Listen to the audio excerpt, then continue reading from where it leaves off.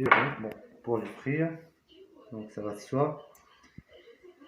On fait les carrés et on fait les ronds. Étant confectionné, je vous ai parlé d'une surprise à base de cette même pâte.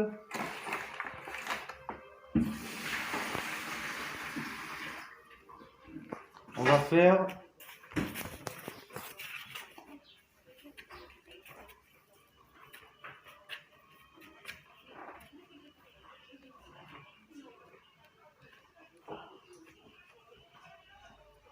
on va rouler la pâte sur elle-même, on va faire une boule, comme on en a fait tout à l'heure.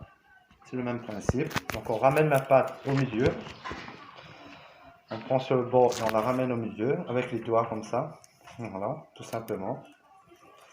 Voilà. On la retourne. Voilà. Donc on la ramène un peu avec les doigts.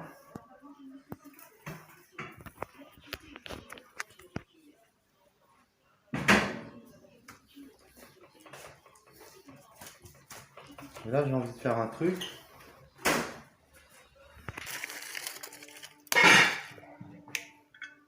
Donc pour la brioche, on va mettre des petits copeaux de chocolat dedans. Voilà, des petits copeaux, des petits bouts plutôt, hein. Enfin, c'est pas vraiment des copeaux. Donc on va en mettre, voilà.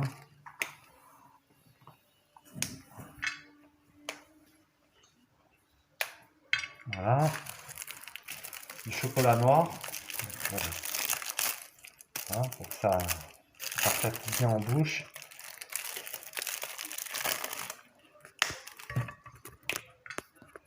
Voilà. Voilà, on les casse grossièrement, hein. Quand elle va fondre, elle va être, ça va être du chocolat coulant à l'intérieur, du chocolat fondu à l'intérieur de la brioche. Voilà, c'est une petite surprise gourmand que je vous ai réservée. Voilà.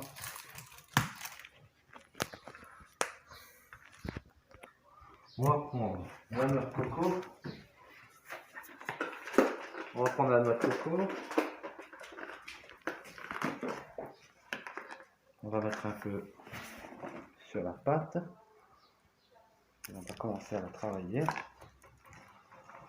Et en même temps, on va mettre des bouts de chocolat. Voilà. Voilà.